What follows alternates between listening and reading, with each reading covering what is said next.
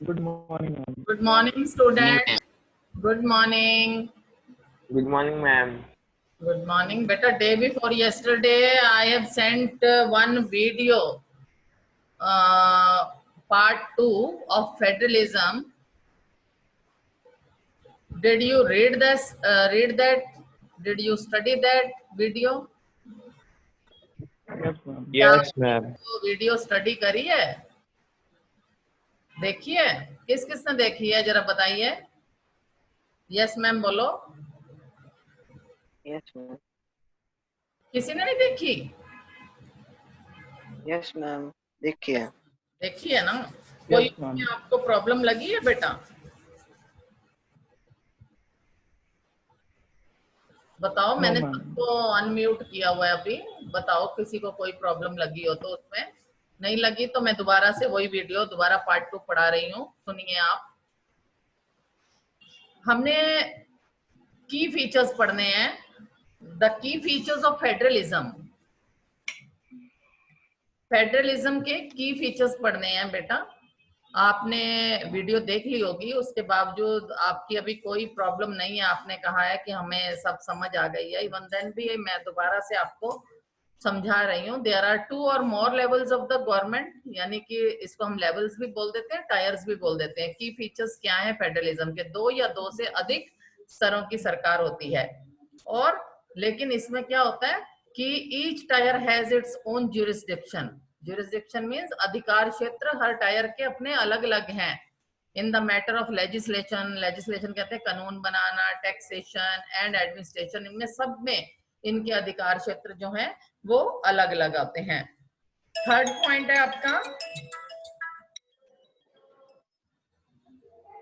Third point है आपका existence and authority of each tyre of government is constitutionally guaranteed. यानी कि संविधान स्तर के हर स्तर के अस्तित्व और प्राधिकार की गारंटी और सुरक्षा देता है. थर्ड पॉइंट ये है. फोर्थ पॉइंट है आपका the constitution can not be unilaterally change by one level of government. कहते कोई भी एक लेवल की सरकार अपने आप कॉन्स्टिट्यूशन को चेंज नहीं कर सकती. फंडामेंटल जो प्रोविजन है कॉन्स्टिट्यूशन में उसको अपने आप चेंज नहीं कर सकती. दोनों तरह के लेवल्स की जरूरत पड़ती है. दोनों तरह के लेवल्स की सरकार के कंसेंट से फंडामेंटल प्रोविजन में चेंज हो सकता है, अदरवाइज नहीं. एक लेवल की सरकार अपने आप नहीं कर सकती. उसके बाद fifth point, courts have the power to interpret the constitution. Courts के पास पावर होती है संविधान में इंटरप्रेट करने की, दखल देने की. और and the powers of the different level of the government. और गवर्नमेंट के डिफरेंट लेवल्स की भी, पावर्स की भी में भी दखल दे सकता है. तो अदालतों को, अदालत बोलते हैं कोर्ट्स को, तो अदालतों को संविधान और विभिन्न स्तर की सरकारों के अधिकारों की व्याख्या करने का अधिकार है. उनकी व्याख्या कर सकते हैं ये. तो विभिन्न स्तर की सरकारों के बीच में अधिकारों के विवाद की स्थिति में जो सर्वोच्च न्यायालय है वो निर्णायक की भूमिका निभाता है. ये लिखा हुआ देखो, the highest court act as an umpire if disputes arise between different levels of the government in the exercise of their respective powers. तो ये आपको देखना है कि हाईएस्ट कोर्ट मैंने आपको बताया था एक हाई कोर्ट होता है, हर स्टेट में होता है. सुप्रीम कोर्ट पूरे देश का एक है. तो कोर्ट्स को है अधिकार ये इंटरप्रेट करने का. तो सिक्स्थ पॉइंट है आपका sources of revenue for each level of the government are clearly specified to ensure its financial autonomy. तो 6 पॉइंट क्या कहता है? फाइनेंशियल ऑटोनॉमी का मतलब होता है वित्तीय स्वायत्तता. निश्चित करने के लिए विभिन्न स्तर की सरकारों के लिए राजस्व के अलग अलग स्रोत हैं, सोर्सेज जो हैं. बेटा जो बच्चा आ रहा है वो अपने आप को म्यूट किया कीजिए. जो बच्चे बाद में आए हैं वो भी म्यूट कर लें अपने आप को. अपने आप कर लिया कीजिए ताकि शोर ना आए बस पढ़ाते हुए. क्योंकि मुझे मालूम है ये पढ़ने वाले ही बच्चे सिर्फ आ रहे हैं मेरे पास. और अटेंडेंस कंपलसरी कर दी है. इनको बाद में पता चलेगा बाकी बच्चों को कि क्यों नहीं हमने क्लास ज्वाइन की. तो 6th पॉइंट में मैंने आपको बताया वित्तीय स्वायत्तता निश्चित करने के लिए विभिन्न स्तर के सरकारों के लिए राजस्व के अलग अलग स्रोत जो हैं वो निर्धारित हैं ऑलरेडी. तो 7th पॉइंट में आप देखिए कि क्या है आपके सामने. द फेडरल सिस्टम दस has dual objectives.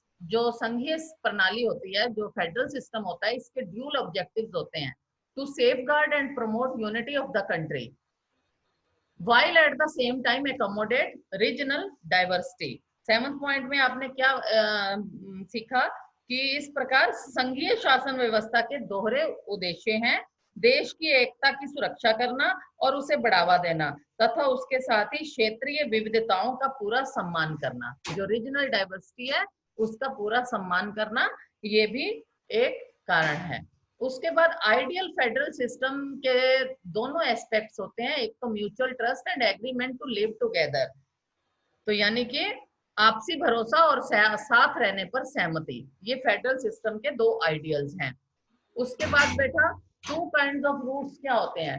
Two kinds of roots में दो तरह के रूट्स हैं जो हैं, एक कमिंग टुगेदर फेडरेशन और एक होल्डिंग टुगेदर फेडरेशन। हमारा इंडिया जो है ये होल्डिंग टुगेदर फेडरेशन में आता है। कमिंग टुगेदर फेडरेशन में कौन से कंट्रीज आते हैं? The first route involves independent states coming together. कहते हैं ये वो इंडिपेंडेंट स्टेट्स हैं जो कमिंग टुगेदर मींस पास आती हैं ऑन देयर ओन, अपने आप, to form a bigger unit, एक बिगर यूनिट फॉर्म करने के लिए, so that by pooling sovereignty and retaining identity.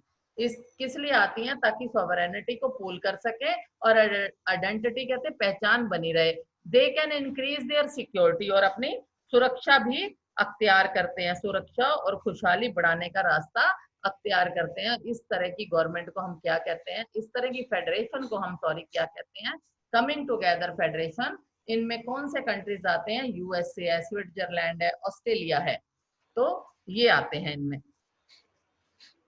उसके बाद आपके होल्डिंग टुगेदर फेडरेशन में the second route is where a large country decides to divide its power between the constituent states and the national government. India, Spain, Belgium are the examples of kind of holding together federation. भारत जो है वो किस में आता है? Holding together federation में आता है इंडिया।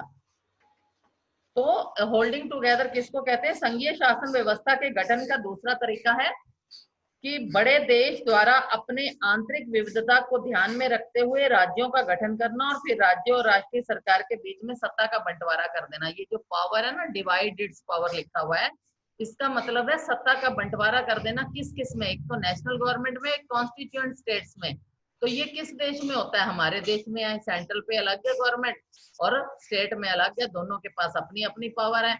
तो वो आगे देश होल्डिंग टुगेदर में, होल्डिंग टुगेदर में इंडिया आ गया, स्पेन आ गया, बेल्जियम आ गया। बेल्जियम ने भी अपनी 3 लेवल की गवर्नमेंट बना ली थी, ठीक है ना। तो ये हुआ होल्डिंग टुगेदर फेडरेशन। उसके बाद ये हैं आपके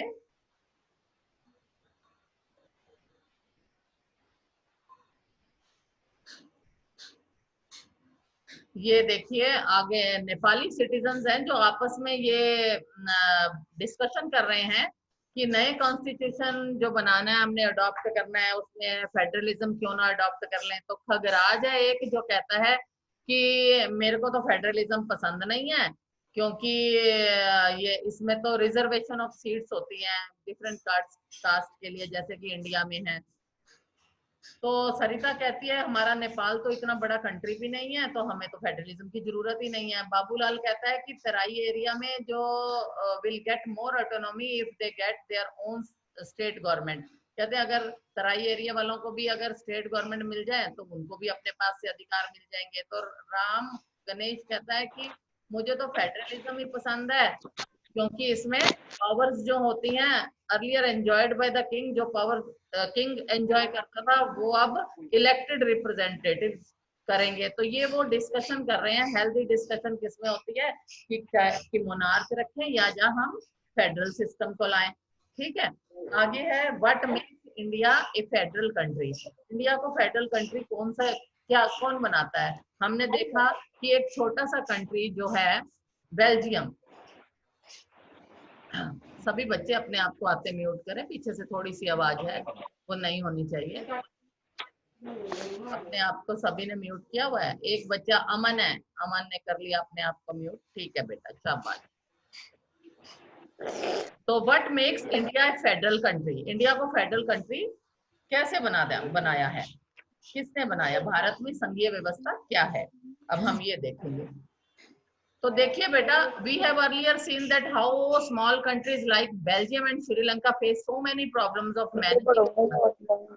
कहते हैं बेल्जियम और श्रीलंका ने बहुत सारी प्रॉब्लम झेली हैं डाइवर्सिटी को मैनेज करने के लिए। What about a vast country like India? इतने बड़े कंट्री इंडिया का फिर क्या होगा? विद सो मेनी लैंग्वेजेस, जिसके पास तो बहुत सारी लैंग्वेजेस हैं, रिलीजन्स हैं, रीजन्स हैं। What are the power sharing arrangement in our country? तो भारत में पावर शेयरिंग अरेंजमेंट भी क्या होगा? बेटा आपने वो टाइम नहीं देखा, आपके बड़े बुजुर्गों ने वो टाइम देखा होगा कि जब भारत का पार्टीशन हुआ था पाकिस्तान और हिंदुस्तान का, यानी 1947 से पहले पाकिस्तान और भारत एक ही होते थे, लेकिन ब्रिटिशर्स ने राज किया। तो ब्रिटिशर्स जाते जाते ये पेनफुल जो पेन देंगे हमें, वो आज तक हमारे पास बना हुआ है। ये एक पेनफुल एंड ब्लडी पार्टीशन था। उस समय 10 लाख के करीब लोग बेटा मारे गए थे उस पार्टीशन में। उन्होंने कह दिया था पाकिस्तान मुसलमानों का और हिंदुओं का हिंदुस्तान, और बाकी प्रिंसली स्टेट्स को ये कह दिया था इनकी अपनी मर्जी है, चाहे ये हिंदुस्तान में मिले चाहे पाकिस्तान में मिले। तो soon after independence several princely states became a part of the country.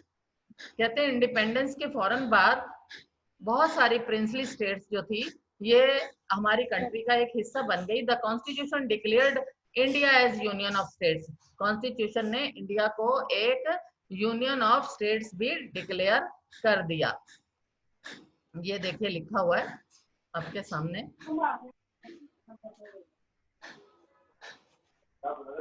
The constitution of India declared. किसकी आवाज आ रही है? किसके घर से आवाज है? अपने घर से बंद कराइए आवाज। The constitution declared India as a union of states. Constitution ने भारत को एक यूनियन ऑफ स्टेट्स जो कर दिया था। Although it did not use the word federation. कहते हैं चाहे भारत में फेडरेशन वर्ड यूज नहीं होता है, लेकिन Indian union is based on the principle of federalism. Indian union जो है ये प्रिंसिपल्स फेडरलिज्म प्रिंसिपल्स बेस्ड है। बेटा अगर हम दोबारा जो हमने 7 फीचर्स, मैंने अभी आपको की फीचर्स पढ़ाए हैं, अगर हम उसकी तरफ दोबारा मूव करें तो हम देखेंगे कि फीचर्स जो हैं ये हमारे इंडियन कॉन्स्टिट्यूशन के प्रोविजन पर पूरी तरह से लागू होते हैं। Constitution originally provided for a 2-tier system of government और what we call the central government representing the union of India. तो आपको मालूम है कि हमारे पास तीन लिस्ट हैं। एक तो देखो बेटा 3 लेवल की सरकार पहले समझो। एक तो central government, state government, local government. ये एक बच्चा है जो बार बार एंटर कर रहा है और एग्जिट कर रहा है। Please stop this. फिर आप एक बार एंटर करते हैं तो आप छोड़ के नहीं जाएंगे पूरी क्लास तक। लोकल लेवल पे बेटा आपकी पंचायत हैं गांवों में, और शहरों नगरों में आपकी म्यूनिसिपैलिटीज हैं। हमारे पास कौन बच्चा है भाई? म्यूट कीजिए अपने आप को। कहाँ से आवाज आ रही है? किसी के पास से आवाज आ रही है? नहीं तो फिर मैं म्यूट करूं सबको एक बार।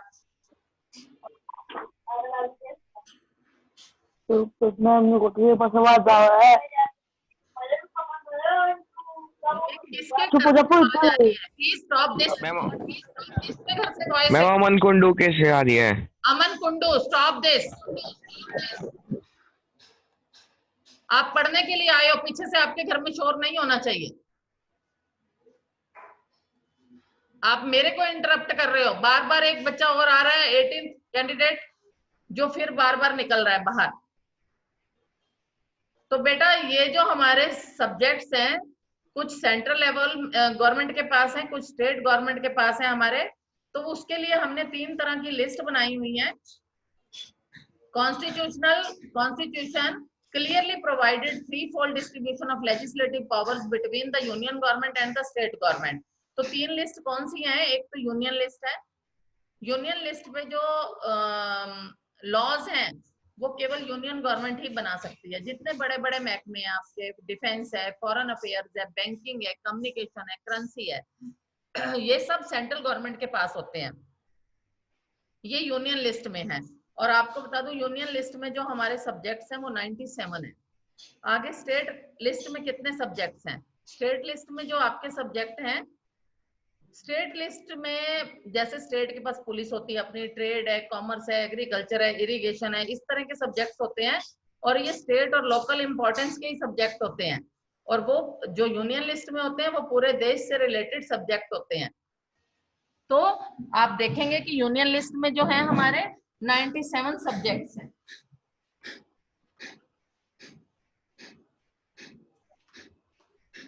यूनियन लिस्ट में हमारे 97 सब्जेक्ट्स हैं और स्टेट लिस्ट में हमारे 66 सब्जेक्ट्स हैं।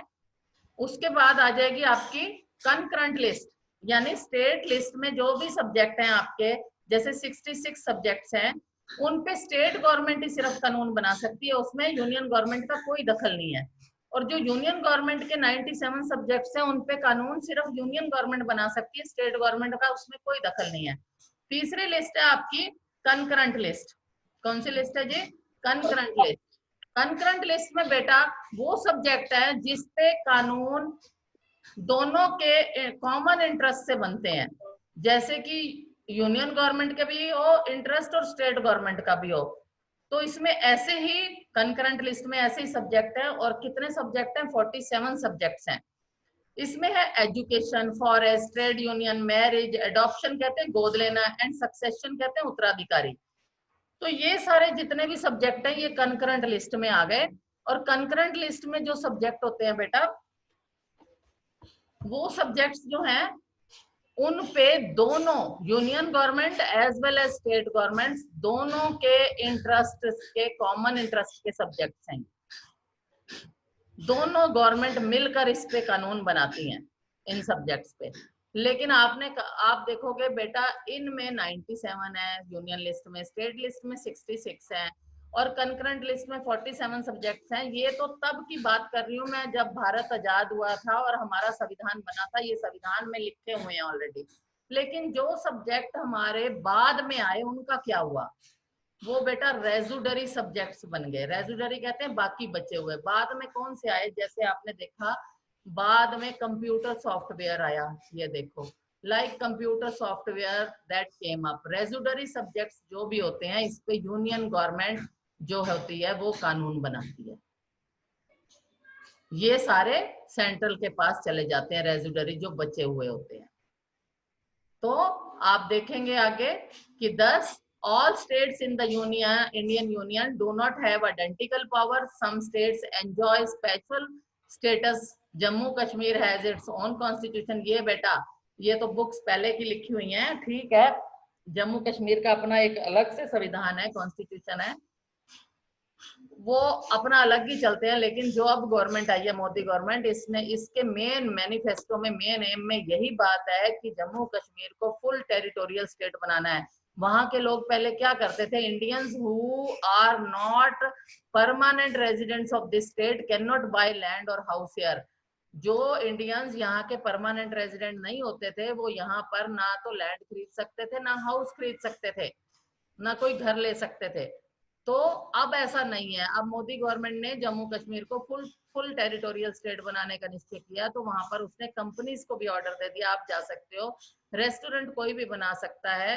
तो इस तरह से सभी को अधिकार दे दिए जा रहे हैं। तो ये संविधान में एक चेंज आ रहा है। संविधान में चेंज जो है मैंने आपको बताया है कि ये अमेंडमेंट की जा सकती है, लेकिन इसके लिए 2/3 मेजोरिटी होनी चाहिए, नॉर्म्स पूरे होने चाहिए तभी। तो there are areas which are too small. अच्छा बेटा देखो, ये जम्मू कश्मीर की मैंने बात करी, लेकिन कुछ एक स्टेट्स हमारे पास, स्टेट्स कह लो या कुछ एक एरिया कह लो, बड़ा छोटा है ना, तो हम उसको स्टेट बना सकते हैं ना पूरा आजाद छोड़ सकते हैं। तो उनको हमने क्या बना दिया? तो छोटी यूनियन टेरिटरीज बना दी उनको हमने। These are the areas which are too small to become as an independent state but which could not be merged with any of the existing states। कहते हैं ऐसे एरियाज हैं जो कि बड़े ही छोटे हैं, ठीक है, और आजाद पूरी इंडिपेंडेंट, उनको हम फुल स्टेट का दर्जा भी नहीं दे सकते, तो ना ही हम उसको दूसरी स्टेट में मर्ज कर सकते हैं। तो ऐसे एरियाज हमारे पास कौन से हैं? चंडीगढ़ है, लक्षद्वीप है, कैपिटल सिटी ऑफ दिल्ली है, ये यूनियन टेरिटरीज हैं ये हमारी। ठीक है, और उसके बाद आप देखेंगे,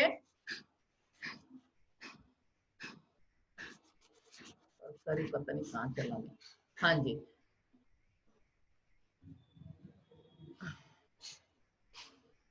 उसके बाद देखें the sharing power between the union government and the state government is the basic to the structure of the constitution. कहते हैं केंद्र और राज्य सरकारों के बीच में सत्ता का बंटवारा हमारे संविधान की बुनियादी बात है। बेसिक संविधान की ये एक बुनियाद है, और अधिकारों के इस बंटवारे में बदलाव करना इतना आसान नहीं है। ये parliament can not on its own change this arrangement. Parliament कोई अपने आप इस अरेंजमेंट में चेंजेस नहीं कर सकती। इसमें first passed by both the houses, दोनों हाउसेस जो है आपके लोकसभा और राज्यसभा उसमें पास होते हैं। Parliament with at least of two third majority से पास हो, तब जाके ये जो है फिर कम से कम आधे राज्यों की विधानसभाओं से उसे मंजूरी करवाना होता है, फिर जाके ये कानून बनता है। तो मतलब इतना आसान नहीं है कि एक ही जना उसको, एक ही लेवल की सरकार उसको कर देगी।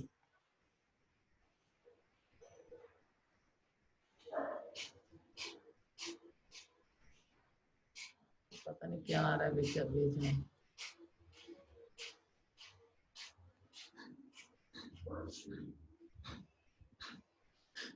तो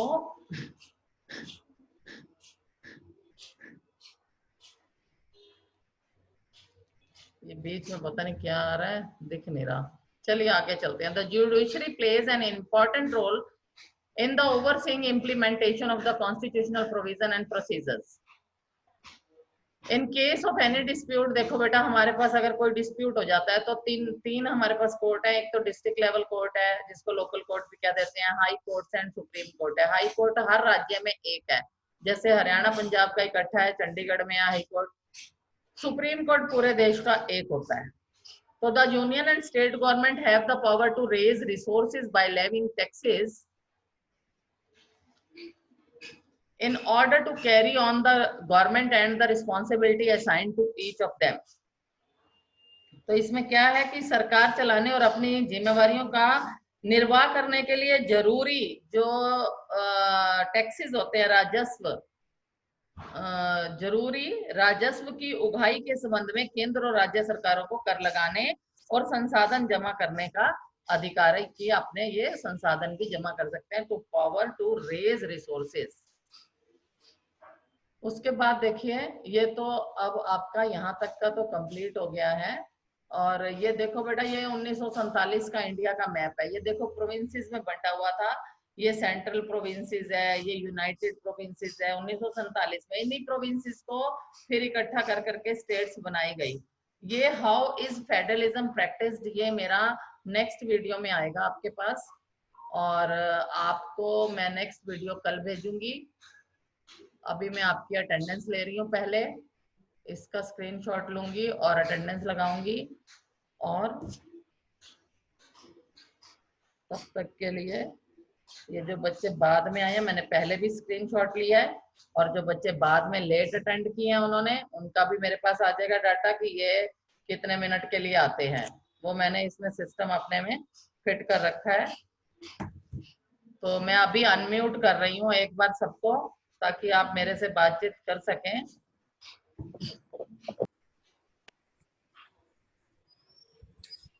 आप कर लीजिए अपने आप को, मैंने तो आपको सिस्टम में कर दिया। तो आप बताइए, आपको ये लेसन आ रहा है? Yes ma'am. अच्छी बात है, अगर आपको ये लेसन समझ आता है कोई भी तो वो आप पूछ सकते हैं।